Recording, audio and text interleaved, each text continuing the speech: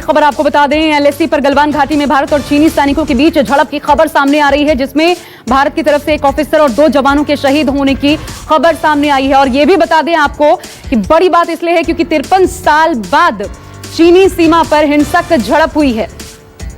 कई बार ये खबरें भारतीय मीडिया ने दिखाई हैं कि इस तरीके से भारत और चीनी सैनिकों के बीच झड़प हुई है। हालांकि हर बार ये पत्थरबाजी धक्का मुक्की तक सीमित रह जाती थी, लेकिन इस बार मामला एक कदम आगे, एक कदम भी नहीं बल्कि मामला खतरनाक है, क्योंकि इसमें हमने अपने एक ऑफिसर 2 जवानों को खोया है। कहा यह जा रहा है, भारत की तरफ से पक्ष ये सामने आया है सेना की तरफ से कि स्थिति को, तनाव को खत्म करने के लिए, स्थिति को सामान्य बनाने के लिए बातचीत जारी है। लेकिन आखिर अब तक जो 1.5 महीने की बातचीत हुई, क्या इसका वो नतीजा है जो हम इस वक्त देख पा रहे हैं कि हम अपने 3 जवानों को गंवा देते हैं। मेरे साथ retired lieutenant general Shankar Prasad defence expert के तौर पर इस वक्त जुड़ चुके हैं। इसके अलावा colonel Shivdan Singh ji retired defence expert के तौर पर मेरे साथ जुड़े हुए हैं। शिवदान सिंह जी, पहले मैं आपके पास आना चाहूंगी। सर, अभी तक जो जानकारी सामने आई है, गोली नहीं चली है ये बताया जा रहा है, बल्कि ये हिंसक झड़प थी। क्या मायने आप इसके निकाल रहे हैं? आखिर 57 के बाद, 67 के बाद, माफ कीजिएगा, ये क्या परिस्थिति बनी कि हमने अपने 3 जवानों को खो दिया? क्या आप अंदाजा लगा पा रहे हैं? ये गोली नहीं चली है, जो किया ये हाथों से मारपीट से मारा है उनको। यदि हाथों से मारा है, यदि लाठी डंडों से मारा है, तो ये बहुत ही दुर्भाग्यपूर्ण और बहुत ही क्रूअल डेथ हुई होगी इन लोगों की। क्योंकि यदि गोली से हो सकता है, आमने सामने की गोली से मान लिया गोली में चल जाती है आपस में और झड़प हो जाती है, मगर यदि इस तरह से जो बोल रहे गोली नहीं चली है वैसे मारा है, तो इसका मतलब आपस में हाथापाई हुई है और उस वक्त इन लोगों को पीट कर मारा है चाइनीज ने, जो एक बड़ी दुखद बात है और बहुत ही शर्मनाक बात है। लेकिन सर, ये कैसे हो गया? ऐसा तो होगा नहीं कि हमारे 3 जवान उनके बीच होंगे और अचानक से उनका हमला हुआ। और ये जो क्या है, अक्सर बॉर्डर पर आमने सामने दोनों साइड की सेनाएं हो जाती हैं, कभी कभी आपस में बातचीत में कभी कभी गर्मी भी हो जाती है और आपस में काफी हॉट टॉक्स हो जाते हैं। जैसे अक्सर नॉर्थ सिक्किम में आपने देखा होगा, नॉर्थ सिक्किम में हाथापाई हुई है एक दूसरे के साथ में, कई बार हुई है, डोकलाम में कई बार हुई है जी। और यही कुछ मुझे लग रहा है कि यही कुछ गलवान घाटी में भी हुई है, जिसके कारण ये दुर्भाग्यपूर्ण घटना हुई है और ये बहुत ही दुख और बहुत ही शर्म की बात है। ये बेहद दुर्भाग्यपूर्ण है। 2 बजे बताया ये भी जा रहा है कि प्रेस कॉन्फ्रेंस सेना की तरफ से होगी, जानकारी साझा की जाएगी कि हुआ क्या एक्चुअली में। लेकिन शंकर प्रसाद साहब, ये दुर्भाग्यपूर्ण क्या ये भी नहीं है कि हम अपने 3 जवानों को वो जगह पर खो देते हैं जहां पर पिछले 1.5 महीने से हम बात कर रहे हैं, जहां पर आप देश को ये बता रहे हैं कि हम सकारात्मक बातचीत कर रहे हैं, अच्छा नतीजा निकल रहा है, और वहां पर हमारे 3 जवान शहीद हो जाते हैं, दोपहर के 1:30 बज जाते हैं और अब तक कोई जानकारी साझा नहीं की जाती है सेना के जरिए, हमारी सरकार के जरिए। यह दुर्भाग्यपूर्ण अपने आप में नहीं है?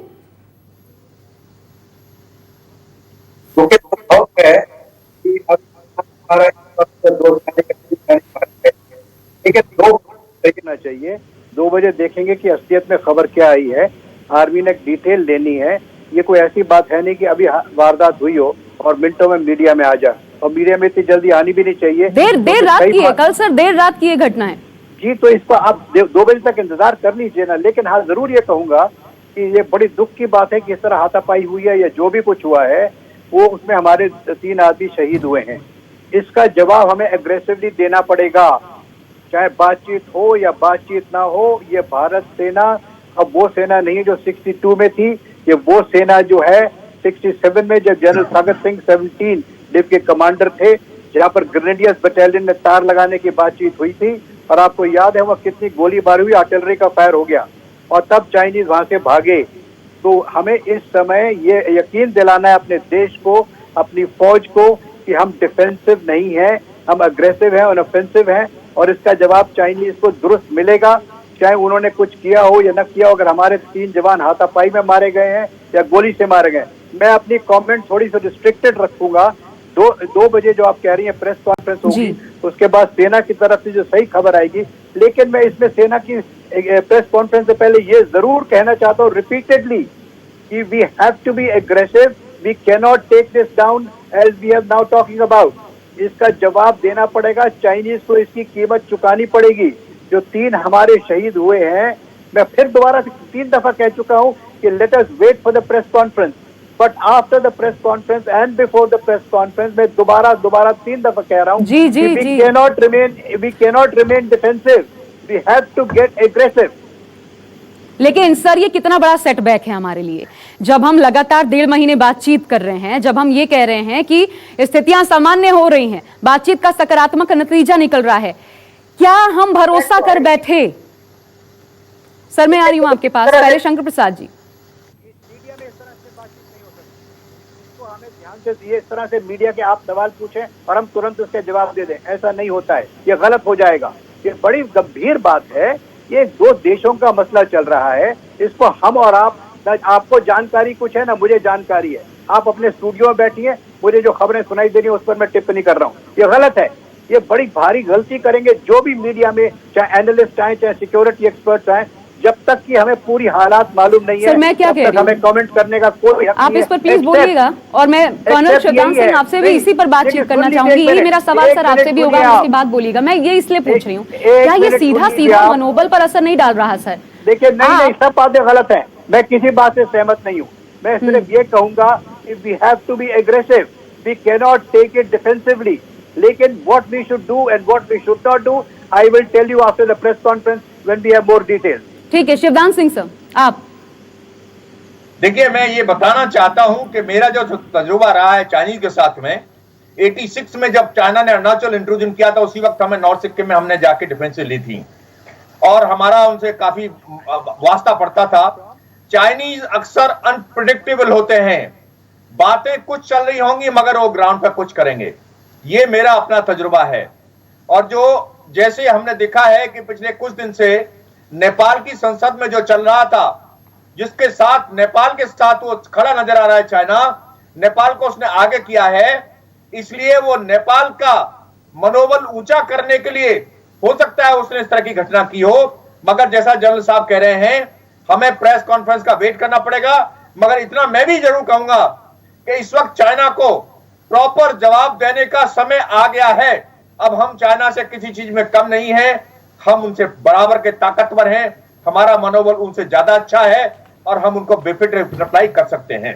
हमारा वो तरीका क्या हो सकता है सर? क्योंकि अभी तो हम वही करते आ रहे थे। हमने ये तो चाइना को साफ साफ संदेश दे दिया था कि हम अपनी जगह से पीछे नहीं हटने वाले, आप हमारी जगह पर आए हैं, आप पीछे जाइए, और चाइना इस पर तैयार भी हुआ था। तो अब हमारा तरीका क्या होना चाहिए? देखिए, ब्रॉडली तरीका जो, जैसा कि पूरे सब लोग कह रहे हैं, हमें अपनी पोजीशंस स्ट्रांगली ऑक्यूपाई करनी होंगी और जो भी हमने अपना कंस्ट्रक्शन वर्क वहां चालू किया हुआ है, रोड बनाने का, इंफ्रास्ट्रक्चर डेवलप करने का, उसको और भी जबरदस्त तरीके से करना होगा, जिससे कि शॉर्ट नोटिस पर हमारी सेनाएं फ्रंट तक पहुंच सकें और चाइना को पता लग जाए कि इंडिया मीन्स बिजनेस एंड हम उनको प्रॉपर जवाब देंगे। और जैसा कि जनरल साहब ने बोला है, हम आर्मी की जो टैक्टिक्स हैं, जो हमारी जो स्कीम है, उसको इसलिए एडवांस में इतना नहीं बता सकते, मगर इतना इनडायरेक्टली कर सकते हैं कि हमें अपनी तैयारी और भी एग्रेसिव तरीके से करनी चाहिए, जिससे दुश्मन को पता लग जाए कि we are not taking it lying down, and मौका मिलते ही हम इसका प्रॉपर जवाब उन्हें देंगे। बिल्कुल। हमारे साथ हमारे डेप्यूटी एडिटर संजीत त्रिवेदी भी जुड़ गए हैं, उनका भी रुख करूं उससे पहले शंकर प्रसाद जी, क्योंकि आप कह रहे हैं कि अब हमें ऐसा जवाब देना होगा, हमें बताना होगा कि हम झुकने वाले नहीं हैं और आप हमारे इलाके में आए हैं, आपको वापस जाना होगा। क्या हमारी तैयारी हो सकती है? अब इसके बाद कदम क्या होना चाहिए भारत का? देखिए, कदम हमारी तैयारी पूरी है, वहां पे कितने हफ्तों से तैयारी चल रही है, जितनी चाइना की तैयारी उससे किसी हालत में हमारी तैयारी कम नहीं हो सकती, तकरीबन उतनी ही तैयारी होगी। लेकिन बात यह है कि अभी देखिए, हम ये नहीं कहना चाहते कि हम चाइना के ऊपर हमला, चाइनीज आर्मी के ऊपर हमला करेंगे। मैं केवल यही कह रहा हूं कि 2 बजने में थोड़े मिनट रह गए हैं, आर्मी की तरफ से ट्रू पिक्चर आने दीजिए। लेकिन हाँ, ये मुझे यकीन है कि इसका जवाब चाइनीज को सूटेबल मिलेगा। ये 62 नहीं है, ये बहुत डिफरेंट एरा है। We are well equipped, well trained, well led. Government का आपने अखबार में सुना होगा, आज अखबार में जो स्टेटमेंट निकला है, we have left it to army to take necessary action. आज सुबह अखबार में शायद आपने पढ़ा होगा ये। जी जी। तो अभी आर्मी एक्शन लेगी, इतनी जल्दी मीडिया में मत लाइए इसको प्लीज। ठीक है समय एक बार और क्या जानकारियां सामने आई हैं? आप सही कह रहे हैं कि बहुत सारी जानकारियां आ जाए फिर इस पर बात करना बेहतर होगा। तो और क्या जानकारियां अभी तक सामने आई हैं और किन चीजों के लिए इंतजार 2 बजे तक का करना पड़ेगा इस प्रेस कॉन्फ्रेंस के लिए? संजीव, अभी तक और क्या इनपुट सामने आए हैं?